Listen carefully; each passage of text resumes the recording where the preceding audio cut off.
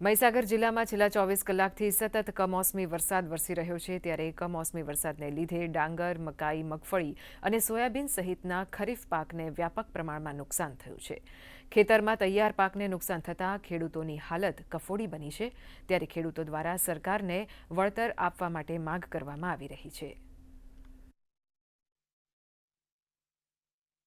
મહીસાગર જિલ્લામાં નાના, સીમાંત અને ગરીબ ખેડૂતો આવેલા છે, જે પોતાનો પાક કરવા માટે વેપારીઓને ત્યાંથી ઉધારમાં બિયારણ લાવે છે, દવાઓ લાવે છે, ખાતર લાવે છે અને પોતાનો પાક તૈયાર કરે અને પાકનો પાકવાના સમયે કમોસમી વરસાદ થવાના કારણે ખેડૂતોને પારાવાર અને ગંભીર નુકસાન થયેલ છે। 2 દિવસથી સતત કમોસમી વરસાદના કારણે ખેડૂતોને પારાવાર નુકસાની સહન કરવાનો વારો આવ્યો છે। જેવા કે પાકોમાં ડાંગર, મકાઈ, સોયાબીન જેવા પાકોમાં સખત પારાવાર નુકસાન ગયેલ છે અને ખેડૂતો હાલાકી ભોગવી રહ્યા છે।